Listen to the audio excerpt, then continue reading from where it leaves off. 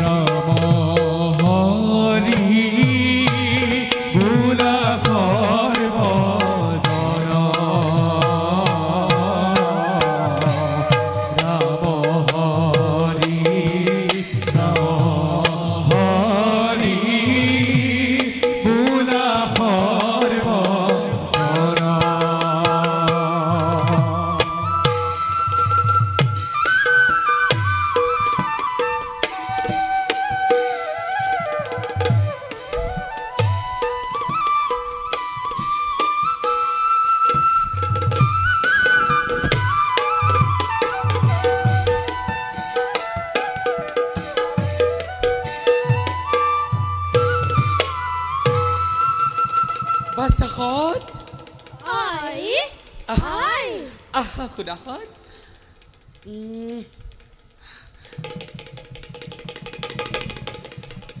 Ay, Hita.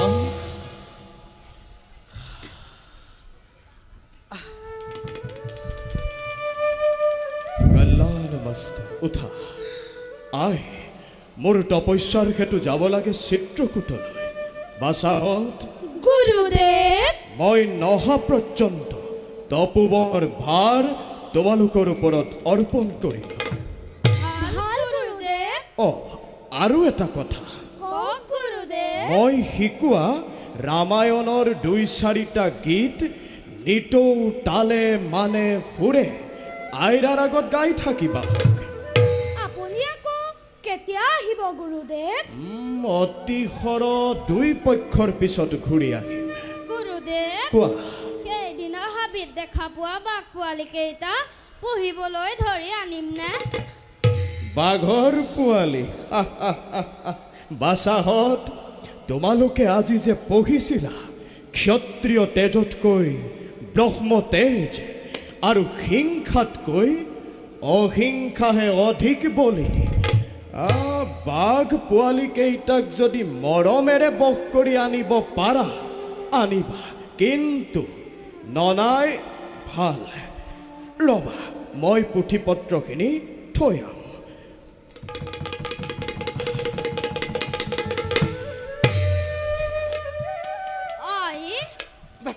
কঁঠাল গছৰ পাতবোৰ চুটি চুটি পাছে তাৰ ফলবোৰ শকত আম গছৰ পাতবোৰ দীঘল দীঘল পাছে তাৰ ফলবোৰ সৰু সৰু কোৱাচোন নাই এনেকুৱা ওলোটা কথা কেলে হ'ল ঈশ্বৰে কৰিলে দেখি অৱশ্যে ঈশ্বৰে কৰিলে হয় কিন্তু মই ভাবো তাতো এটা কথা আছে কি কথাই কঁঠাল গছৰ পাতবোৰ চাবাচোন থিয় থিয় যেনে সিহঁতৰ লক্ষ্য বহু ওপৰত আৰু আম গছৰ পাতবোৰ চাবাচোন সিহঁতৰ লক্ষ্য সদায় তললৈ তেনেহ'লে আজিৰ পৰা আমি কৰিম মই যে সদায় কৰোঁৱে মই অযোধ্যা ৰজাৰ নামত কৈও ডাঙৰ হ'বলৈ যত্ন কৰিম যত্নৰ অসাধ্য একোৱেই নাই বাচাহঁত বাৰু আই আৰু এটা কথা সোধো বেলিটো ওলাওঁতেও ৰঙা আৰু পৰোঁতেও ৰঙা হয় কিয় মই ক'ব পাৰোঁ কোৱাচোন বাৰু ওলাওঁতে সিদূৰত পৰোঁতেও সিদূৰত সেই দেখি তাৰে মাৰে মাজত ধোঁৱাবোৰ সৰহ হয় সুন্দৰ বাৰু তাৰ পৰা কি উপদেশ পালা ল'ৰা যেনে বুঢ়াও তেনে তাতকৈও এটা উপদেশ আছে কি আই সাধুজনৰ সুখতো আনন্দ আৰু দুখতো আনন্দ গুৰুদেৱ বাচাহঁত কৈছো গুৰুদেৱ আই গুৰুদেৱে মাতিছে আমি যাওঁগে আই যোৱা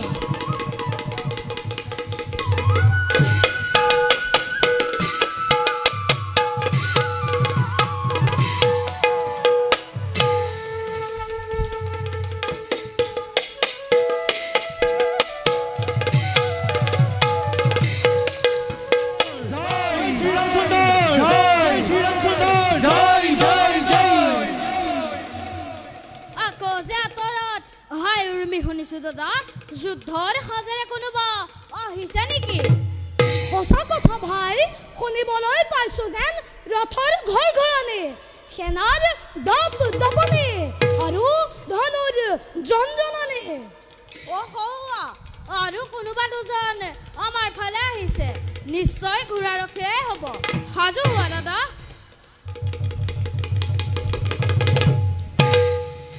কোন তোমালোক অবি বাল্মীকি মুনিৰ শিষ্য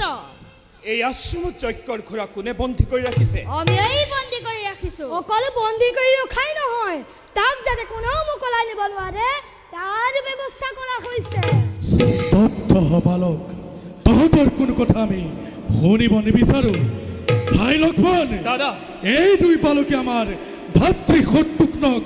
নিধন কৰিছে বলা যজ্ঞেশ্বৰ আমি মোকলাই লৈ যাওঁ বলা। চাওঁ বাৰু ইহঁতি আমাক কেনেদৰে বাধা দি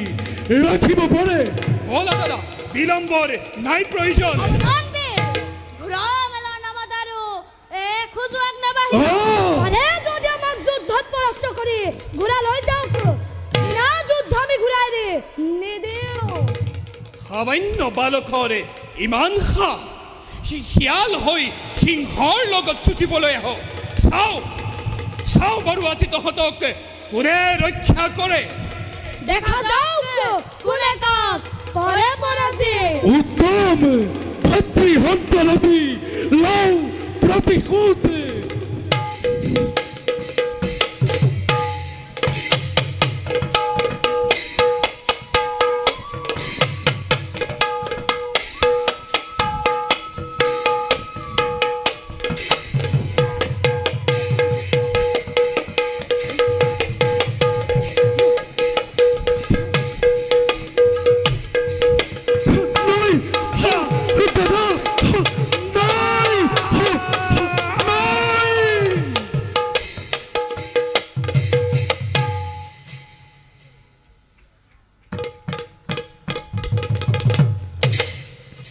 সাৱধান বালক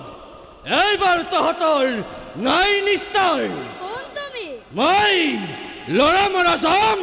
সেইখন পশু মুখেৰে ইমানলৈ আশা কৰিছানে হয়নে তহঁতৰ ইমান তেজ নে ৰবি দুয়োটাক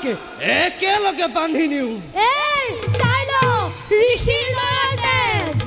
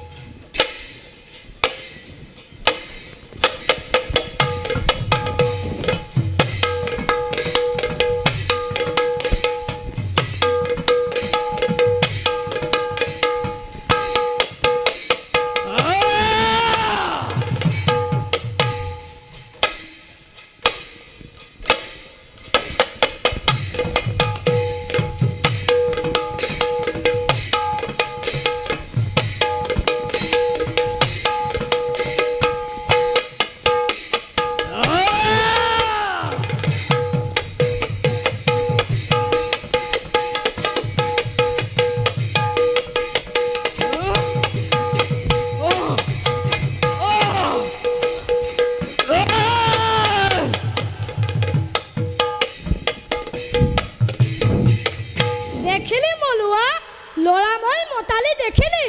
হৈ থাকে দিয়া কল পকিলে জগাই দিম উদ্ধত বালক নাভাবিবি তপস্বী বালক সংগীৰ বিপত্তি দেখি নিপতি আজি তেজিব সমৰ মহাৰাজ বৰকৈ গৰজা মেঘে বৰষুণ দিব নোৱাৰে কি ভাবিছে মহাৰাজ বুজিছোঁ তপস্বী কিন্তু শৰীৰত বৈ দেখোন অন্য তপস্বীৰ তেজ মোকো ধপধপাইছে নেকি মহাৰাজ নহয় হে তপস্বীক বধ কৰিলে কিমান পুণ্য হ'ব তাৰে লেখ কৰিছে অহ এই পাই মই পাহৰিছিলোৱে মহাৰাজে আমাক লুকাই খৰ মাৰি বধিবনে তপস্যা কৰোঁতে ঘাপ মাৰি বধিব উদ্ধত বালক সাক্ষী হ'ব আজি দেৱকুল সাক্ষী হ'ব আজি নাগ নৰ যক্ষ ৰক্ষ শিশু বুলি আৰু তহঁতৰ নহ'ব ক্ষমা এৰা এতিয়াহে ভাল শুনিছো মলুৱা আমাৰ সাক্ষী আৰু তুমিয়েই অহক মহাৰাজ তপস্বী বিদ্যা চাই লওঁ বালক মই দুখৰ বহিবত আহা আহা বালক আহা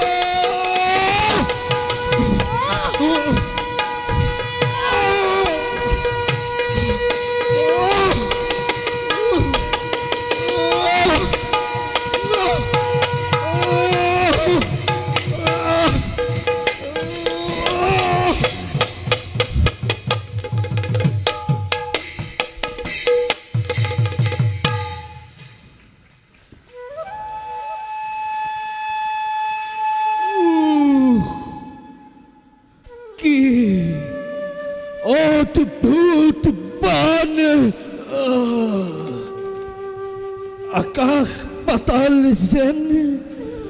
ঘূৰি আছে এতিয়াও শূন্য ভেদি বিমানৰ দৰে প্ৰভু মোৰ হেলাৰ ৰঙে সমুদ্ৰ লংঘি আজি জানো বুৰ যোৱা ক্ষুদ্ৰ কুজাত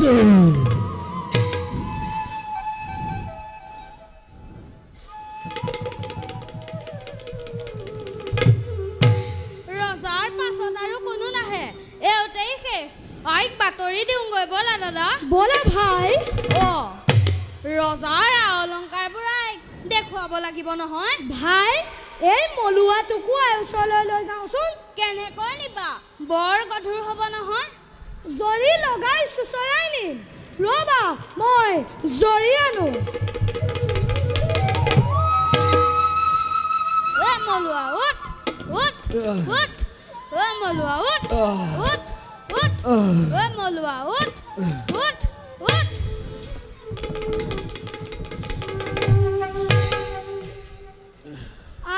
দেখিলে বৰ ৰং পাব পাবতো